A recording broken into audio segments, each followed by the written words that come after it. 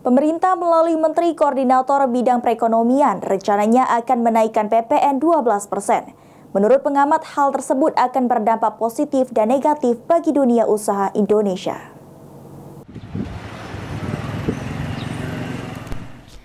Adanya rencana kenaikan tarif PPN pada awal tahun 2025. Menurut pengamat ekonomi sekaligus dosen Universitas Sriwijaya Muhammad Ihsan Hajri, hal tersebut akan berdampak positif bagi pendapatan pajak pemerintah dan diprediksi kenaikan pajak hingga 70 triliun. Di sisi lain, kenaikan pajak ini juga akan berdampak negatif bagi pelaku usaha menengah ke atas, sehingga dikhawatirkan akan terjadi penurunan daya beli masyarakat.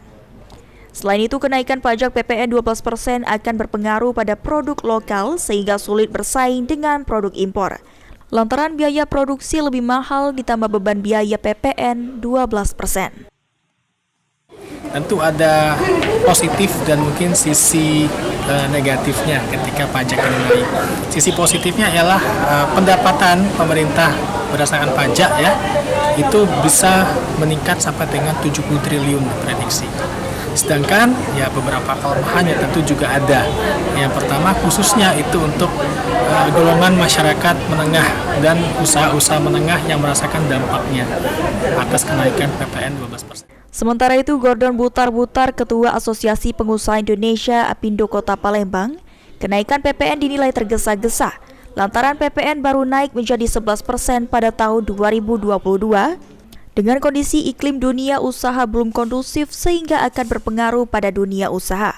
Kenaikan pajak PPN 12% akan memberatkan pelaku usaha. Diharapkan kepada pemerintah untuk menunda dan meninjau kembali rencana kenaikan PPN yang akan dilakukan pada tahun 2025 mendatang. Kalau pemerintah menaikkan lagi PPN, yang notabene PPN sendiri baru naik sekitar tahun 2022 lalu, itu sangat tidak berpihakan kepada pengusaha. Jadi kami dari pengusaha sangat keberatan dan mohon kepada pemerintah untuk menunda atau meninjau kembali kebijakan itu.